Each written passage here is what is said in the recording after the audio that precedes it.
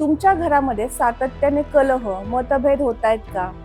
मग या सगळ्या मागे वास्तुदोष असू शकतो. विविध व्यक्तींनी तयार होणारं एक कुटुंब असतं आणि त्या कुटुंबाला आपण एका छताखाली आणतो, त्याला म्हणतात वास्तू.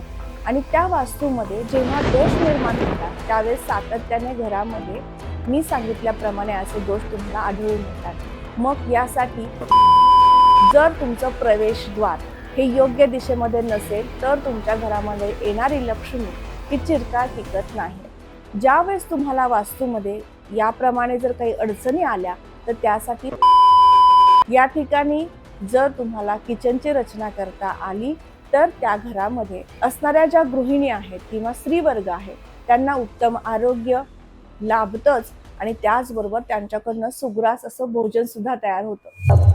या ठिकाणी कुठलंही पाणी, टॉयलेट असं असू नये, म्हणजे तुमच्या घरातील पैसा चिरकाळ टिकतो, पैशाच्या समस्या कमी होतात आणि तुमच्या घरातील प्रत्येक व्यक्तींचं आरोग्य चांगलं राहू शकतं. श्री स्वामी समर्थ. आचार्य मंजुषा जोशी या युट्यूब चॅनलवरती आपल्या सगळ्यांचं सहर्ष स्वागत. आज आपण समजून घेणार आहोत वास्तूतील दोष आणि त्यावरती उपाय. वास्तूमध्ये दोष म्हणजे वास्तूमध्ये काहीतरी अशुभ घटना घडणार आहे, कुठलीच गोष्ट चांगली होणार नाहीये, वास्तू ही आपण बदलावीच लागणार आहे किंवा काहीतरी तोडफोडचे उपायच करावे लागणार आहेत, असे सगळे प्रश्न मनासमोरून किंवा डोळ्यासमोरून जात असतात. मग अशाच प्रश्नांची उत्तरं घेऊन आलेली आहे. तुमच्या घरामध्ये सातत्याने कलह, मतभेद होत आहेत का? किंवा लहान मुलांचा अभ्यासामध्ये किंवा स्मरणशक्ती कमी होतीये किंवा लक्षात न राहणे अशा काही समस्या निर्माण होत आहेत का? सातत्याने कुटुंबातील सदस्यांना आजारपणाच्या तक्रारी येत आहेत का? किंवा घरामध्ये येणारी जी लक्ष्मी आहे ती सातत्याने घराबाहेर जात आहे, म्हणजेच जास्तीत जास्त खर्च होत आहेत का? मग या सगळ्या मागे वास्तुदोष असू शकतो.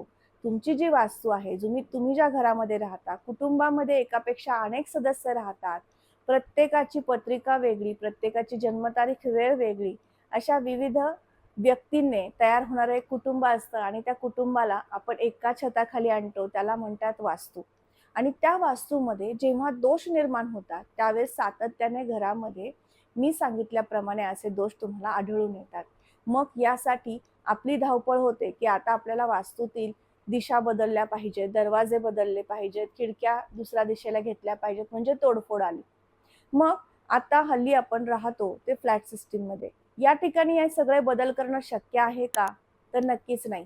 मग अशा वेळेस विना तोडफोड उपाय असतात.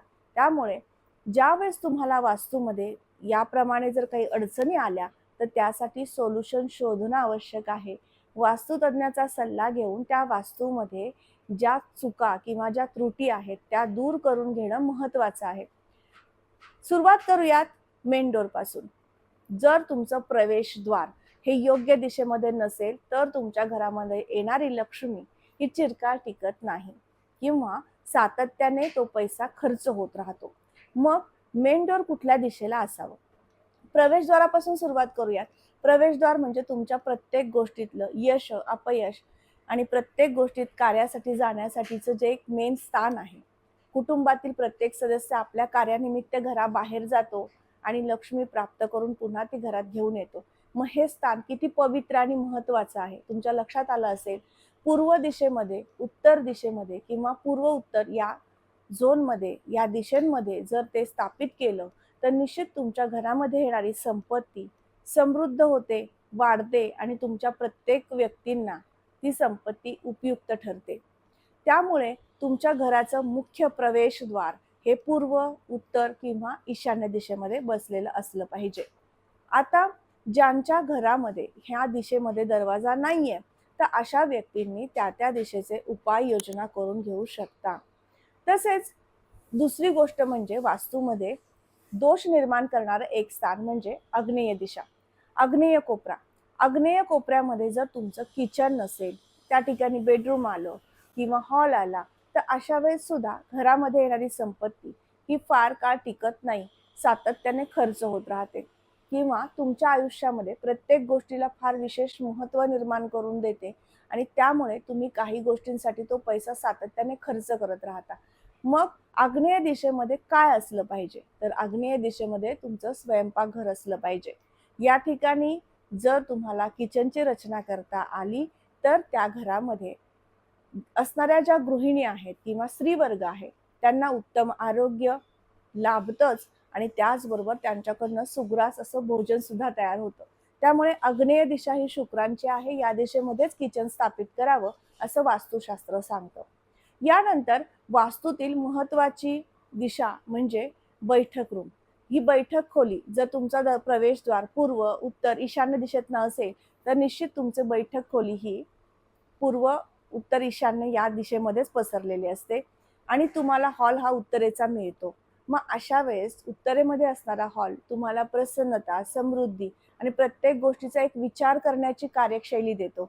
त्यामुळे बैठक व्यवस्था ही लिव्हिंग रूम ही तुमची उत्तर, पूर्व, ईशान्य दिशेमध्ये पसरलेली असावी. सगळ्यात महत्त्वाचं म्हणजे वास्तूतील देवघर. देवघर कुठं असावं? तर देवघर सुद्धा पूर्व, ईशान्य आणि उत्तरेचा काही भाग या भागामध्येच ते स्थापित करणं आवश्यक आहे. यामुळे काय होईल तर तुमच्या घरातील देवांची रचना, देवाला ज्या ठिकाणी योग्य जागा आहे ती म्हणजे ईशान्य या कोणामध्ये जर तुम्ही देवघरात स्थापन केलं तर तुम्ही रोज जी प्रार्थना करताय, रोज तुमच्या दिनचर्येची जी सुरुवात होतीये ती उपासनेने होत असते आणि त्या ठिकाणी बसून तुम्ही मन शांत करून ती उपासना करू शकता. सातत्य त्या उपासनेमध्ये ठेवू शकता आणि त्याचबरोबर ती उपासना घेऊन तुम्ही दिवसभर प्रसन्न भावनेने आणि प्रत्येक निर्णय घेण्यासाठी सक्षम होऊ शकता. म्हणून ईशान्य दिशेमध्येच देवघर असावं. ईशान्येला ईश्वर बसलेले आहेत आणि त्यामुळे या ईशान्येमध्ये देवघराचं वास्तव्य असणं खूप महत्त्वाचं आहे. त्यामुळे तुमच्या घरातील ईशान्य दिशेमध्ये देवघर स्थापित करता आलं तरी तुम्ही वास्तुदोष कमी करू शकता. यानंतर वास्तूमधील आणखीन एक महत्त्वाची दिशा म्हणजे नैऋत्य. नैऋत्य दिशेला काय असावं? बहुतांश सांगितलं जातं की नैऋत्य दिशेला हे फक्त तुम्ही तुमचं बेडरूम ठेवा. पण नैऋत्य दिशेमधील काही भागांमध्ये काही पदमंडळ आहेत त्यामध्ये तुम्ही तुमच्या घरातली संपत्ती सुद्धा ठेवू शकता. दक्षिण नैऋत्य या भागामध्ये तुम्ही तुमच्या घरातील संपत्ती अर्थात तिजोरी ठेवणं, त्यामध्ये तुमची जी काही रोजच्या दिनचर्येमधनं येणारं आर्थिक उत्पन्न आहे ते ठेवणं फार महत्त्वाचं आहे. त्यामुळे तिजोरीची दिशा ही दक्षिण नैऋत्यमध्ये असली पाहिजे आणि त्याचबरोबर याच ठिकाणी दाम्पत्याने निवास केला पाहिजे. यांच्यासाठी शयनगृह हे आपण नैऋत्य दिशेमध्ये देत असतो. त्यामुळे ज्यांच्या कुटुंबियांमध्ये नैऋत्य दिशेला मास्टर बेडरूम करता आली तर नक्कीच तुमच्या कुटुंबातील ज्येष्ठ व्यक्तींना अर्थात गृहस्वामी आणि गृहस्वामिनीला शांत मनःशांती प्राप्त होते, शांत झोप लागते, निद्रानाशापासून तुम्ही दूर जाता, रोजच्या दिनचर्येमध्ये फ्रेश तुम्ही उठून तुमचं कार्य दुसऱ्या दिवशी उत्तम प्रकारे करू शकता. म्हणून मास्टर बेडरूम हे नैऋत्येला असावं. यानंतर तुमच्या घरातील रचनेमध्ये आणखीन एक भाग म्हणजे तुमच्या मुलांचं शयनगृह. मग हे कुठं असावं तर हे तुम्ही उत्तरेमध्ये किंवा पश्चिम वायव्येमध्ये तुम्ही स्थापित करू शकता. या ठिकाणी सुद्धा तुम्हाला मुलांची रूम करता येऊ शकते. ज्येष्ठ व्यक्तींची उत्तर दिशेमध्ये खोली करणं खूप लाभदायक ठरतं. ईशान्येमध्ये सुद्धा त्यांना शयनगृह तुम्ही देऊ शकता. वायव्य भागामध्ये गेस्ट रूम करता आली, तुमच्या घरातील पाहुणे मंडळींना राहण्याची सोय तुम्ही जी करता ती तुम्ही वायव्य दिशेमध्ये करू शकलात तर अत्यंत लाभदायक असतं. कारण वायव्य दिशा ही पाहुण्यांच्या खोलीसाठीच नियोजित केलेली आहे. या ठिकाणी उत्तमरित्या त्यांचा पाहुणचार आपल्याला करता येतो आणि 2 दिवस 5 दिवस जे काही त्यांना तिथे राहायचं आहे ते राहणं आणि त्यानंतर त्यांचं त्या ठिकाणावरनं प्रस्थान होणं या सगळ्या गोष्टी घडतात. यानंतर वायव्य दिशेमध्ये आणखीन एक शुभ फळ मिळणारं स्थान आहे ते म्हणजे ज्या वधूवरांना लग्न करायचंय तर अशा वधूवरांनी सुद्धा या गेस्ट रूम मध्ये राहिलं तरी सुद्धा चालू शकतं. त्यांनी काही वेळांसाठी काही महिन्यांसाठी या रूमचा वापर या खोलीचा वापर तुम्ही केला तरी सुद्धा चालण्यासारखं आहे. अशा पद्धतीने वास्तूतील रचना असणं आवश्यक आहे आपण समजून घेतलं. आणि सगळ्यात महत्त्वाचा मुद्दा म्हणजे ब्रह्मस्थान. ब्रह्मस्थान हे मोकळं, सुटसुटीत, सुंदर, सुशोभित असं असावं. या ठिकाणी कुठलंही पाणी, टॉयलेट असं असू नये. म्हणजे तुमच्या घरातील पैसा चिरकाळ टिकतो, पैशाच्या समस्या कमी होतात आणि तुमच्या घरातील प्रत्येक व्यक्तींचं आरोग्य चांगलं राहू शकतं.